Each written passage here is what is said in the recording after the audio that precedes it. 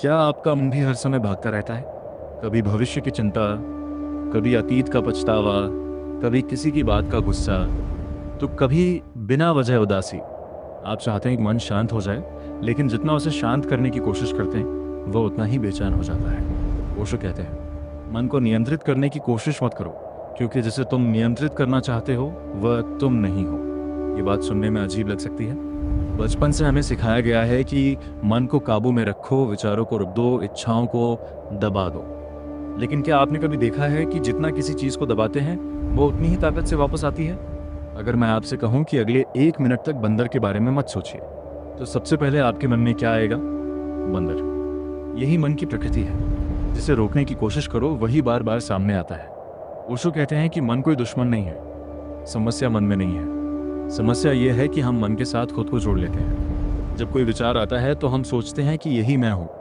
जब गुस्सा आता है तो हम कहते हैं मैं गुस्से में हूँ। जब डर आता है तो हम कहते हैं मैं डरा हुआ हूँ। लेकिन सच ये है कि गुस्सा आता है और चला जाता है, डर आता है और चला जाता है, विचार आते हैं और चले जाते हैं। अगर ये सब बदल रहे हैं तो आप कैसे हो सकते हैं? आप तो वह हैं जो इन सबको देख रहा है। जैसे आसमान में बादल आते हैं और चले जाते हैं, लेकिन आसमान वही रहता है, वैसे ही मन में विचार आते जाते रहते हैं, लेकिन आपके भीतर का साक्षी हमेशा मौजूद रहता है। ओशो कहते हैं, ध्यान का अर्थ विचारों को रोकना नहीं, बल्कि उन्हें देखना है। अगली बार जब कोई नकारात्मक विचार आए तो उससे लड़ना मत, बस उसे देखो। कहो ठीक है, एक विचार आया है। जब गुस्सा आए तो तुरंत प्रतिक्रिया मत दो, बस महसूस करो कि गुस्सा शरीर कहाँ है। जब चिंता आए तो उसे दबाओ मत, बस उसके प्रति जागरूक हो जाओ।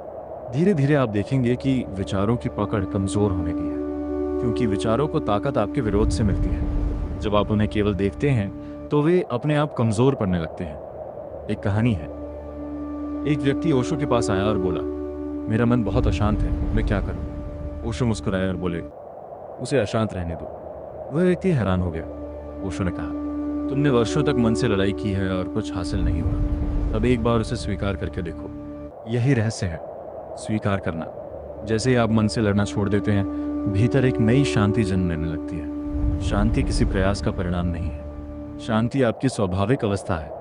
मन की सारी आवाज़ों के पीछे एक गहरा मौन मौजूद है, और जब आप उस मौन को छू लेते हैं तब जीवन बदलने लगता है। फिर परिस्थितियां वही रहती हैं, लेकिन आपका अनुभव बदल जाता है। दुनिया वही रहती है, लेकिन देखने वाला बदल जाता है। इसलिए अगर आप सच में मन को नियंत्रित करना चाहते हैं तो उसे नियंत्रित करने की कोशिश छोड़ दीजिए। बस जागरूक बनिए, साक्षी बनिए, देखिए, समझिए, और धीरे धीरे मन आपका मालिक नहीं बल्कि एक साधन बन जाएगा। ओशो कहते हैं, जिस क्षण तुम साक्षी बन जाते हो उसी क्षण मुक्ति का द्वार खुल जाता है। धन्यवाद।